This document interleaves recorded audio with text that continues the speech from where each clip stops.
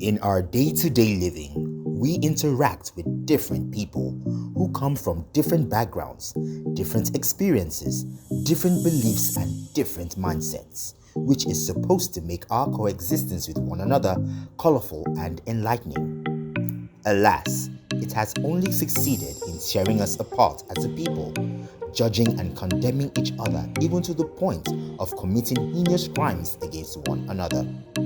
We decided to put representatives of some of these conflict groups together in order to try and get some sort of understanding as to the why of this long conflict, and more importantly, if there can ever be a middle ground and understanding between both parties.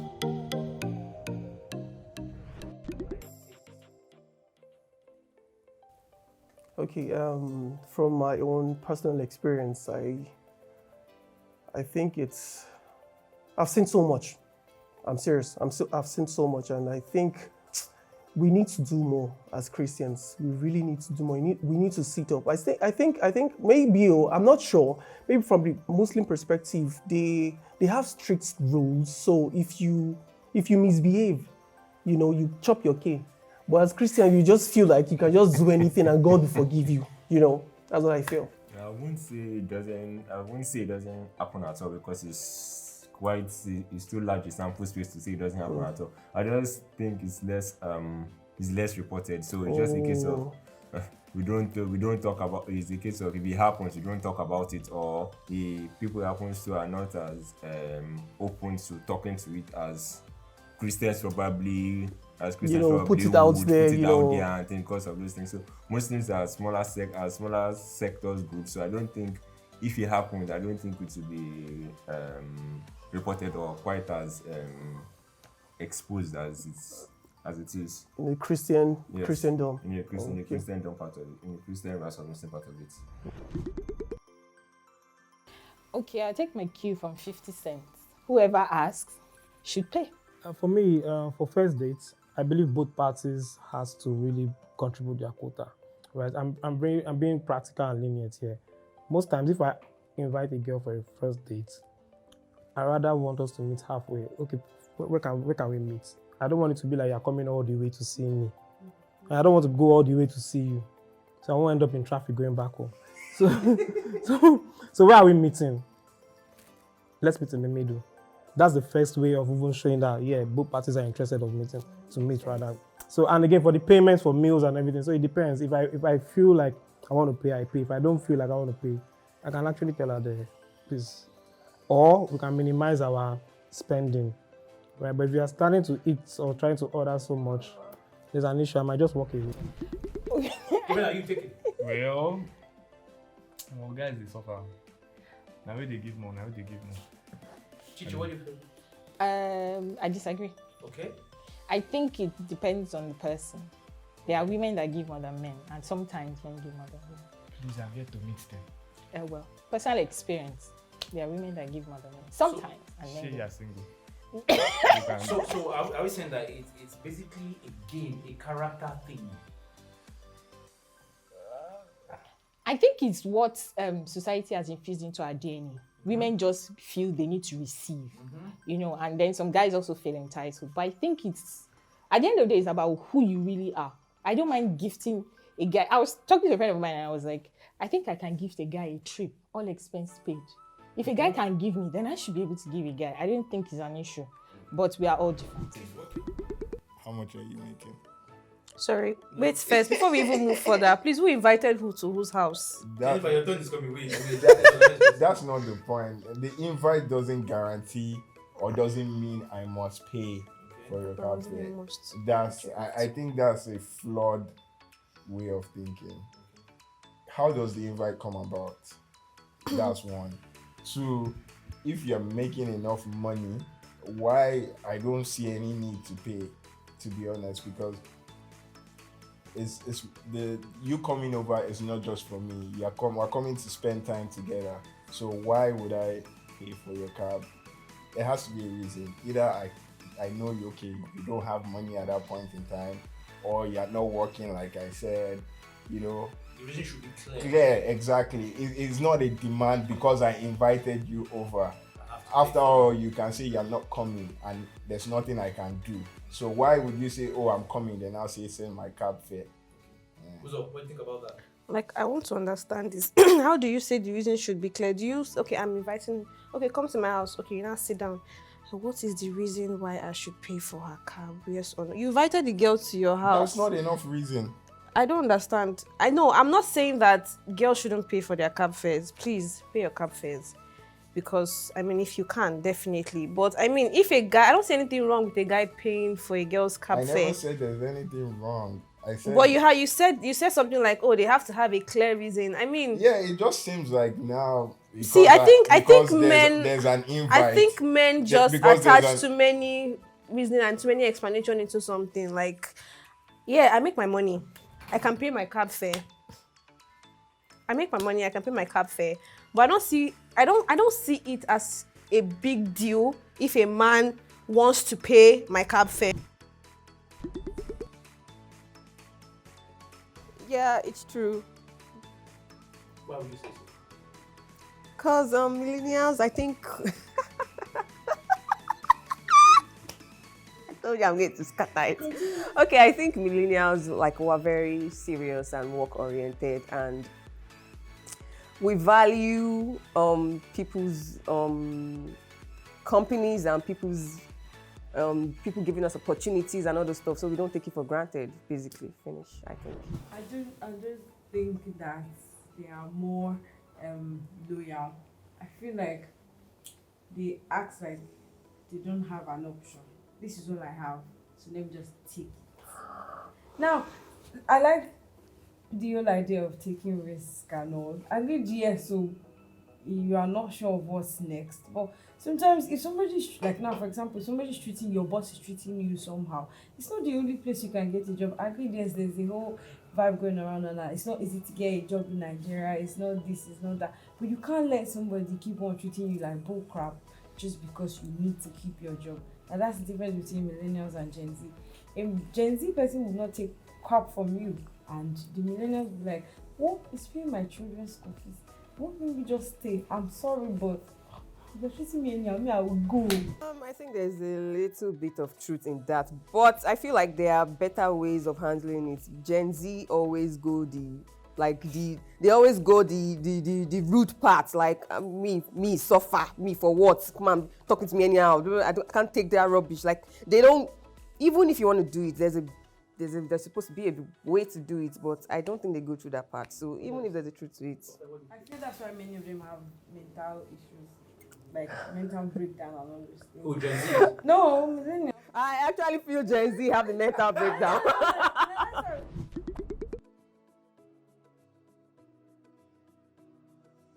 Gen Z with the double Z, triple Z. Why would you say that? I mean, it's obvious. Look everywhere. Look around you. Gen Z always trying to make the quickest money, doing the most to make the quickest money for reasons we still can't understand up till now. So that's it. I don't mean to throw shit. Coming from the generation that did MMM. Oh my gosh, MMM wasn't hurting nobody than you, the person imputing your money. But come on, the things people do now hurt a lot of people. First, I'll start from the beginning. It's actually allowed for us to marry Christians in the Quran. Instead that you can marry Christians. It's in the Quran. Yes, in the Quran, it's allowed for a Muslim man to marry a non-Muslim woman.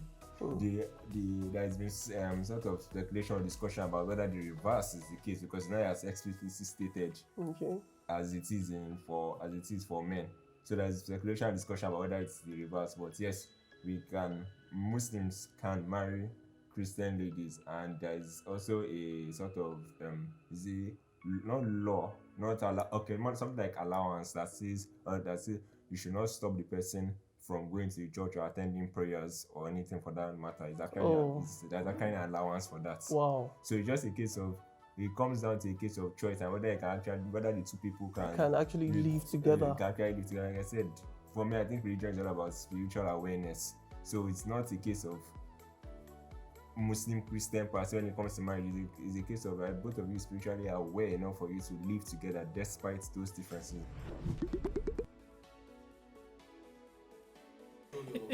give your girl. Okay, I earn 100,000 my salary. Yeah. 10,000 and 10,000 is time. So literally I have 90,000. How much am I willing to pay out of the 90,000 for a girl's birthday? Your girlfriend, your love, your boo. It's not my wife. Your girlfriend. Yes. Birthday. How much are you getting? It depends, shall we? 8K is not bad. Chichi, same question. How much are you? The whole salary. What's there? What's in the 100,000 again? Anything from 4K and above. No, maximum. I can do 25. To be I can do 25. 8K final answer. Sir, 100,000 is what we're talking about. Sorry, 8K final answer. No, like 10K. 10,000. What's that? You have to be financially literate in this place now. What's that? You know, it's funny because I just heard a story recently, and the lady was telling me that she cheated because her boyfriend cheated first. That to me was crazy. So, from what you said, probably guys doing it makes the lady like, man, what's the point? Let me do my own. So, I don't buy that. It doesn't work for me. I don't like when you step out of a relationship, so I can't really say much on it. Okay, so my own is it has to do with individuals. If a lady is not contented with what she has, of course she will look out. I mean, in terms of finance, looks, whatever, IQ, whatever. So yeah, so other guys are there to even catch other ladies are there to catch other guys. So everybody's just it's a tussle. What is in the news is scary because I see some things that a lot of women do these days, and I'm starting to think it's almost 50-50. It cannot be 50-50. Personal experience, woman. Because my ex went to go another man. I came to tell me. And I reasoned because I did not say I love you. As per, not that I did not love her, but I did not say it. So she went to go that man because she was whatever reason. Anyways, generally, you cannot say 50-50 because there are more women in the world than men. Yes, but he's talking about promiscuity. Promiscuity. So are you trying to say because there are more women? Men are labeled because, in quotes, now we are dominating. I thought you guys were physiologically wired to be promiscuous. Isn't that what you guys always argue and debate about? Gays, men no be women. So all the ladies that happen to them. No. Then you can't now say that he's not 50-50 because men are promiscuous, women are promiscuous. That's what 50-50 means. No, a man that is means there's one promiscuous man and 3 promiscuous ladies. Nice. Burn! Okay, let's move on, please. Burn! Absolutely true. Good. Let's go. Okay. The reason why I actually say true and I would not even try and fight for it is because my generation, they live their lives or they are built mainly on validation from outside. They believe that for me to become who I am or for me to feel like I'm this type of person, another person needs to acknowledge it. Forgetting that you can tell yourself, I'm this type of person, not caring about what anybody else thinks, as long as you know who you are. But they want another person outside there to know, okay, I'm this type of person. And it's causing a lot of havoc everywhere. So that's why we have Yahoo boys and all these things. You go to clubs and the DJ is stopping music because somebody ordered drink. When everybody can just drink and be happy, just live your life. That's when you have who others. Please give me my drink, let me drink and go. But because this person ordered 1 million drink, me that I'm drinking beer once I cannot now drink happily because I'm moving my face from the camera so that they will not see it. So sincerely, I try not to allow that happen because if it happens, I will feel some type of way. Because you're dating her. Yes. And you are earning more than her when you started. And before you do it, some things happen, bam, she starts earning things, and 4 times what you're earning. So in that case, right, since we were dating initially, it was like this and it turned out that way. I would rather accept it. I mean, I can't be jealous about her because I will tell myself that for us, I've gotten to this stage, one way or the other, I played a role in our growth. So it's a win-win for both parties. But from initial point, trying to date a lady that's Earning 4 times more than you. man is kind of dicey because she can give me Peru on the parallel. I probably can, but I might just low-key keep pressuring him to do more and earn more. Because I would imagine me buying stuff for myself that I would rather he buys for me. Like, I don't know, even the guy says he go tire. So I can. The biases run deep. They are generations old. And even when you see people that are open to change, you still hear things like they've been doing this for a long time. What makes you think that you can just come and make it different? The biases run deep. I don't see a resolution happening anytime soon. And then the younger generation or newer generation who are supposed to be better exposed are taking the narrative of the older people, which it's wrong. I feel it's wrong, completely wrong. I mean, you went to school, you know better, you have friends. I mean, you shouldn't have those mentalities, but no. So if we are to even solve that issue, it would be from the newer generations who should apply the education and the knowledge that they have better.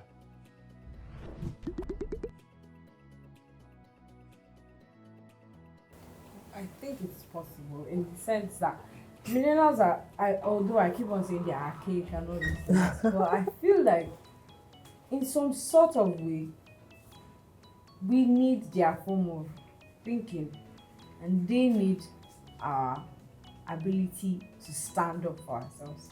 So they want this, but they don't know how to go about it because they're like, what if this happens? And we are naturally reckless people that are like, Fashi, anything that happen, just do it, you only live once, go. So when you have this side and this side together and you merge it, it's like a whole, how would I put it? It's like a gigantic machine that is ready to fire. You have the fierceness of this generation and you have the mindset of this generation. I feel like it's going to work. Yeah, I agree. I agree, because like I said, I envy their confidence, their boldness and everything. And I think if we can bring that confidence, that boldness, that courage, and I'll say both generations have skills, and then the millennials, their skills, their patience, their tactics, like in handling situation, their wisdom from seeing how things have been done. If we can bring that and merge it, I feel like, wow, like we'll be a force. That's a big one. That's a big one.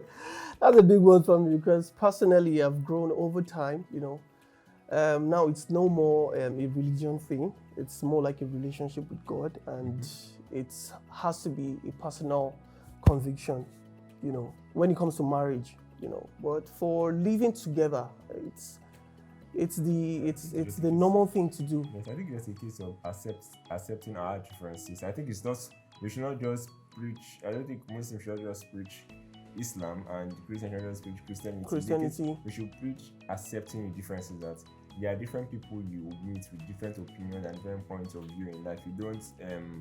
You don't attack someone who does not wear jeans because you wear jeans. Because you wear jeans, exactly. Accept your difference. I know that it's the differences that make us. It is the differences that make us a whole. If not, all of us have been created one race, one sex, and it's the differences that because make we us actually came from somewhere.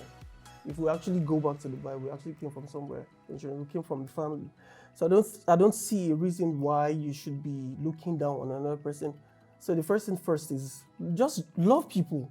Christianity is about love. I think show mercy, show love to everybody, no matter. Within your immediate family, as Christian, your brother is a Christian, you are a Muslim, and you guys are not fighting. You guys are not fighting each other that much in the sense of it. Why I believe that such love can be propagated outwards. Not just because I have no relations with him and is a religious. We are different in religion. I must fight him. You will not fight your brother because your brother worships differently than you do. So we just need to accept our differences. Honestly, that's the best thing, honestly, because we can't just keep on standing, oh, this one is this, it would have been no peace, and without peace, what's the point of life? What's the point? Because there's a part in the Bible that says if you have everything, you have power, you have influence, you don't have love, then the rest is just useless.